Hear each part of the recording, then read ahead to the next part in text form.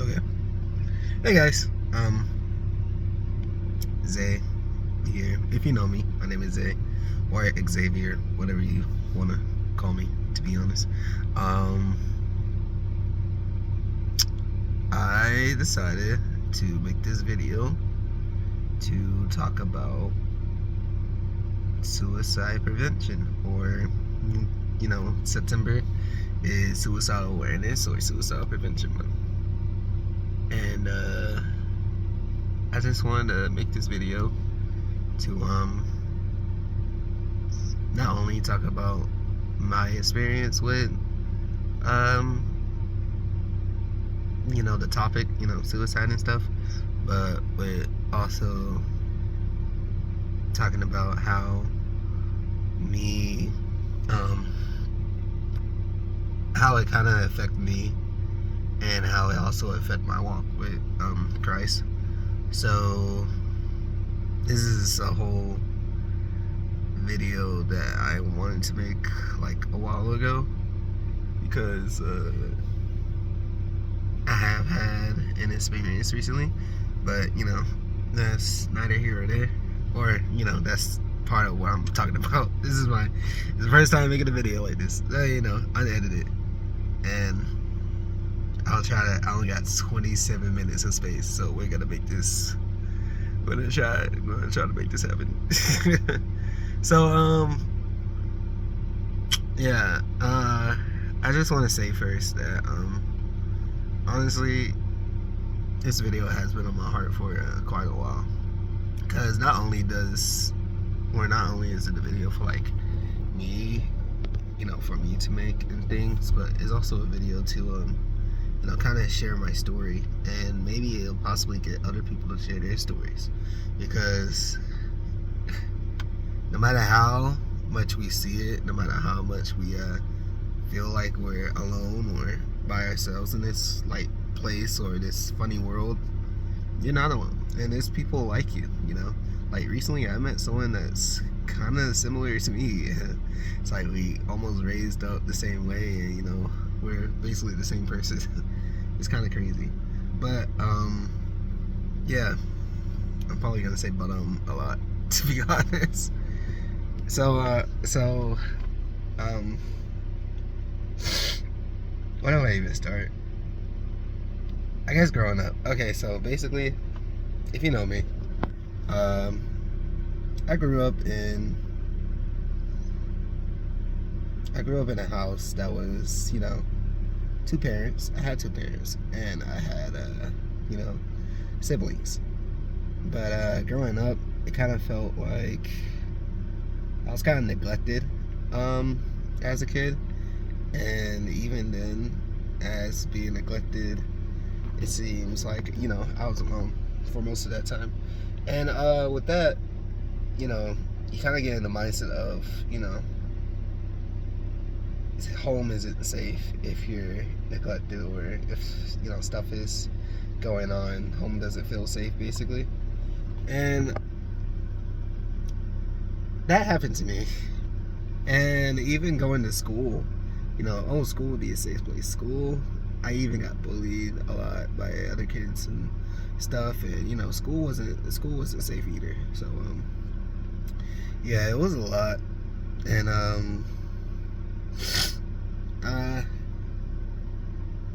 so what I'm trying to get at, like, either way, school, home, it didn't feel safe to me. So what's the other place that you could run to that's not in the world? Your mind. And that's what happened to me. I ran to my mind, and I was quite fond of my mind. I even created this whole facade of myself, just like another friend, basically. And it's what I became more imaginative and more in tune with myself. But then later on, I'd say 8 years old, life didn't get any better. Childhood didn't get any better, and then 8, it's hard to explain, but it's kind of like I kind of became fully aware of the life I was going through, and I didn't want to be in that life per se. So I at this hotel me and my family went to, there was a pool, and I don't know why I thought of it, but I kind of thought, to just jump in the pool at the deep end, and I know I can't swim, but I did it anyways. And I had the mindset of like, it was weird. It's like I just did it. Like I knew I couldn't swim, and I knew I wouldn't make it out, so I just did it. But thankfully, thank God that my mom was able to bring me out of the water. But in her mind, it kind of was like, oh, just a kid doing stupid stuff. But I don't know. It's hard to explain with that one. But anyways, then later on, let's say about, I want to say my teens, I got way more evolved in like my mental state, or mentally not there, where I get more sad easily, my moods would swing a lot, and I'd just be overthinking a lot of things, and it's hard to explain, but I actually did have this thing just telling me, like, just my own mind just playing tricks on me, and wanting to make me do bad things and then to others, and it was just like a voice just kept talking to me over and over again, and it was very torturing. It's very torturing, and in my teens it was really bad, and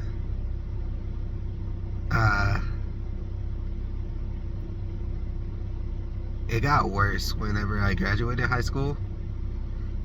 I went to college, became an alcoholic, at the age of 18. And then I remember sitting in my dorm, and I remember just thinking to myself, like, dang, I don't want to be here. And there's that thought again of like, doing something to yourself again. And this time I was kind of aware of it, and I almost did it again. Until I got a message from my brother, and it was my baby nephew, and that brought me right back to reality. And I started breaking down. I called my parents, and I told them, hey, I don't want to be in college right now. So that's why I'm not in college. I took a break, or I left college because of that.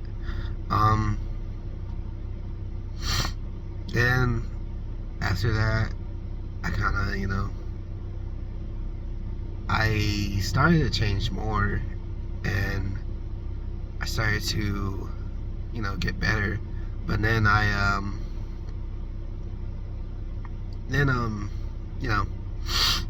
started to feel like something was missing in my life. And then that's when I met back up with my my childhood cousin.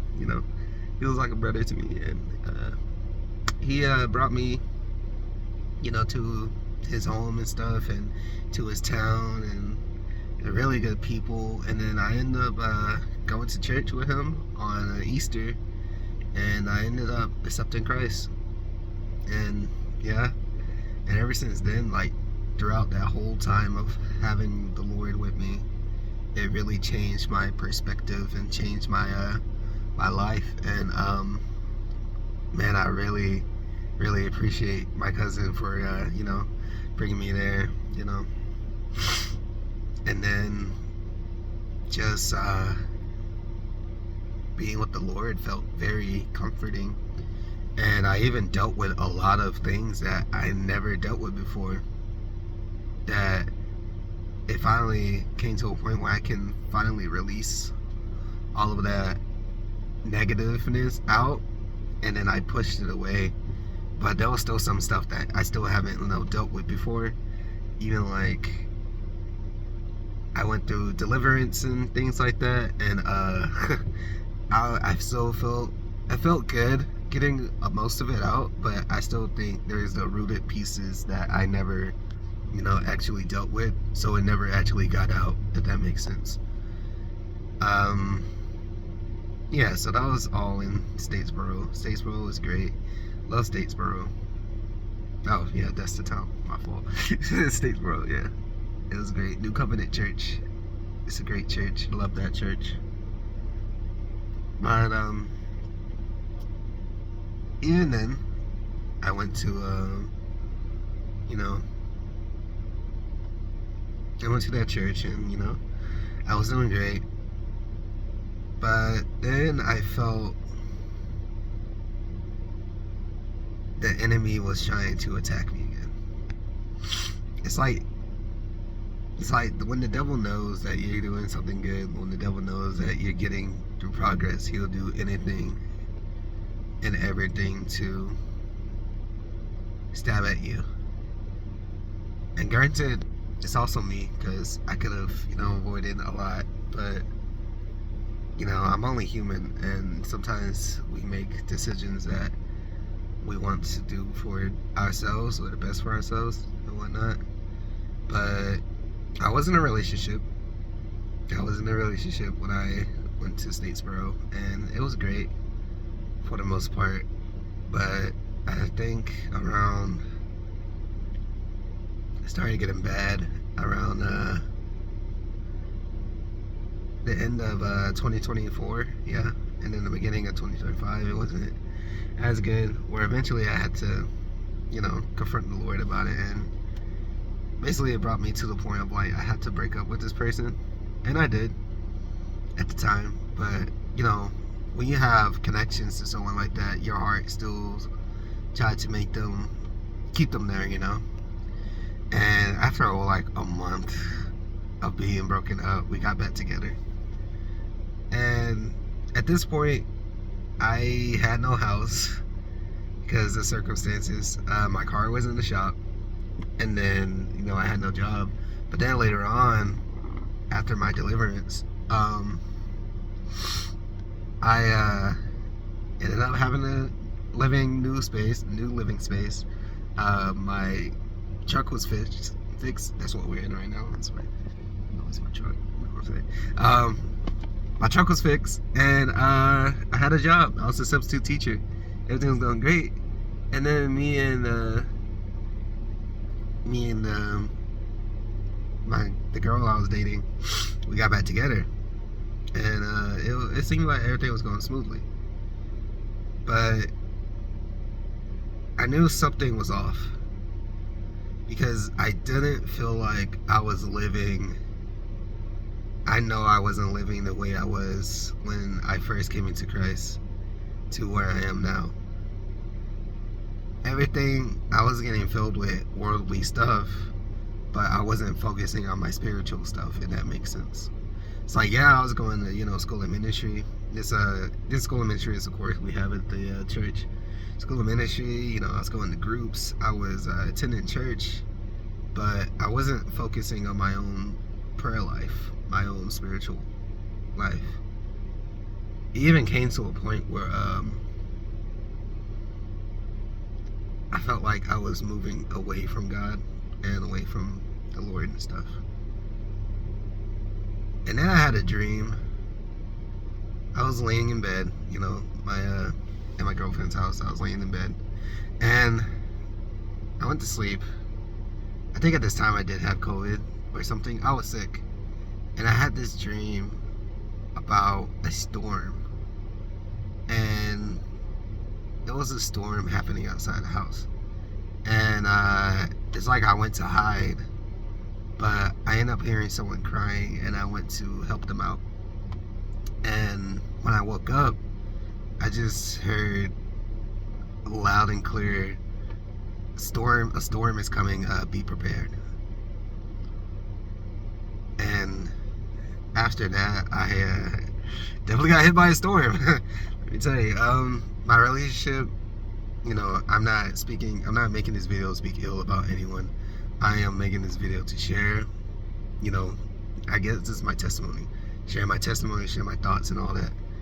I got like a few more minutes left, so Freeze, give it 13 minutes left. Anyways, I was just sharing my thoughts and stuff, but my relationship ended up bad. Not gonna say how, to protect the other person and stuff like that, because if you know me, all that stuff. But my relationship ended. It really broke me. I ended up not having a job because the season was over and I couldn't find any work around, and then I had to move away from the town that I loved and away from my friends, my new friends, and I'm back where I started, and it felt like life was going in another circle over and over again. It's like whenever I take a step into a new direction, I always have something happen, something bad happens. I always end up back to the same spot. And that feels very torturing sometimes, to think like that, where you get in a spot, over and over and over again. It's like the cycle continues, like nothing gets better. So yeah, it got like that, and I never dealt with my thoughts about how the relationship ended, or my thoughts about how everything's going, until eventually July 4th, 2025. At this point, I wasn't going to church. I wasn't praying or anything. I was just doing my own thing and focusing on my own mind. And I actually did go to church. I went back to Statesboro to visit, but one point there, it felt very like I was forcing it, if that makes sense. It felt like I was forcing being there, until eventually, while being there, I did speak to great people, but I didn't see my ex at all. It was great, but part of me did want to see her. But it made me flash back to all the stuff that's been going on. And one day, July 4th, nobody was home at my house. It was just me. I was playing the piano, and I was just practicing, and I kept messing up the chords. I was trying to play Trust in God, but I kept messing it up, and I started to hate mess it up, and I started to not give myself grace, and I started to crash out a little bit. I was crashing out, and then out of nowhere, my mind just, it's like when your life how you hear life flash before your eyes. It's like everything negative that has happened in my life started flashing in my mind. It started repeating over and over and keep going and going, and then eventually my mind just went to one thought of like, yeah, you're it's time to go. Yeah, so on July 4th, I'll make it short because I only got like 9 minutes. July 4th, I tried to attempt suicide again, but this time it was like major, because I almost did do it. Or this one was major because my mom caught me finally. My mom caught me, and I'm sorry if this is triggering anybody, but she caught me. I had a razor blade to my wrist, and right when I was about to, end it all, my, it was like at one point I was at that piano, but the next point I was there sitting in my truck with a razor blade to my arm, and in that thought, I had, this voice just speaks to me like, do you really want to leave everything behind? And I started getting flashes of my nephews, and flashes of my family, and flashes of friends that I knew, and it's like, do you really want to leave all that behind? And I came to, and next thing I know, my mom was asking me if I wanted to hurt myself, and I just kept telling the truth. and I went to a mental hospital. I got help. I am still getting help, by the way. Slowly but surely. I have had a few setbacks, but we're good. We're still moving forward. But all of that to say, you know, that's my story. I did try to attempt life. And what I wanted to end this on is how did it affect my, my life with God? I will say this, I'll keep it short and simple because I only got 7 minutes. God did save my life that day. God told my mom that I was about to commit suicide. God told my mom to go search for me, and God prevented, made me hesitate. I feel like it really was godly intervention during that day. But that just teaching me that, it's not my time yet. And I want you to know, whoever's watching this and whoever needs to hear it, that God has your back. And it's true, like in all the places of the Bible where it says God will not forsake you, God will never leave. It's true. When I felt like I was at my lowest point of the low, when it felt like I was about to lose everything, and when I actually did kind of lose everything, He was still there in His loving arms and holding me close.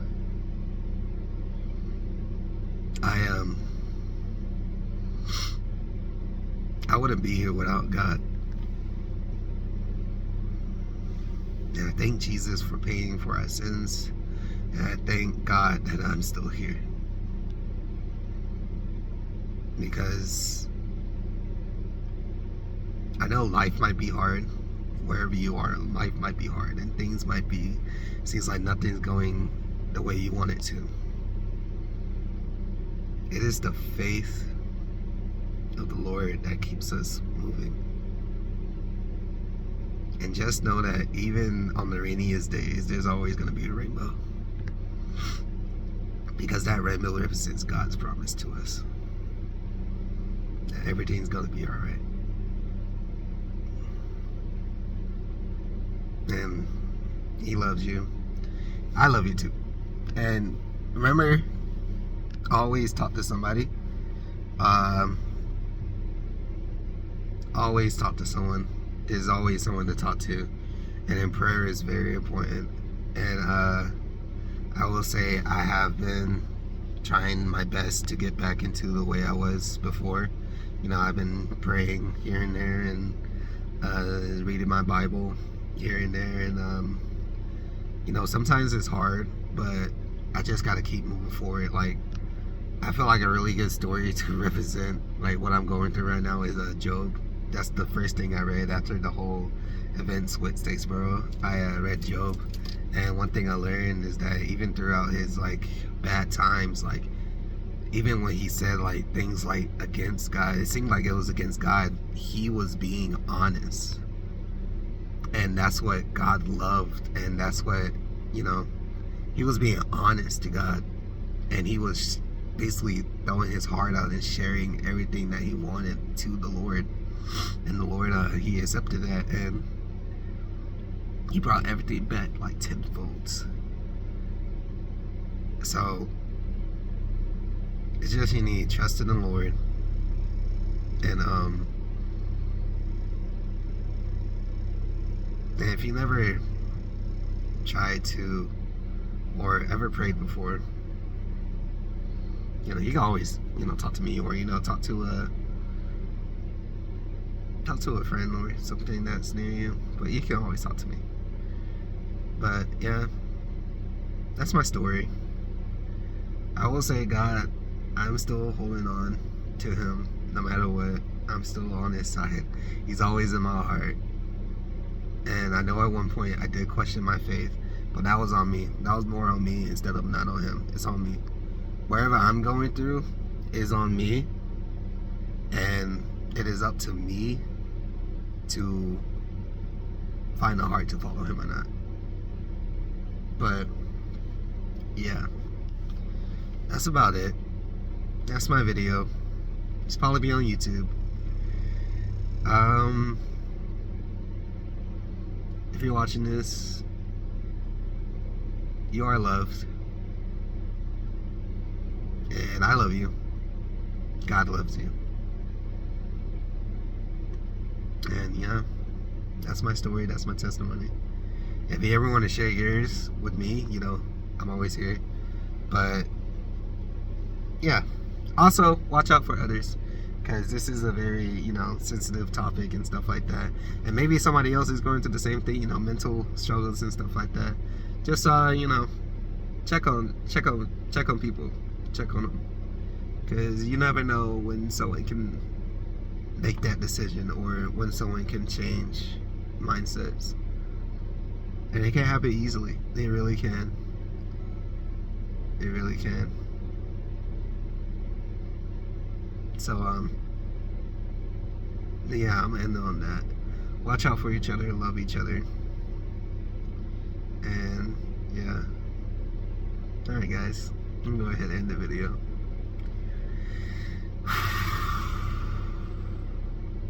I'm not editing this. Just know what I'm not editing this. I'm just gonna, you know, post it and then share it, whatever.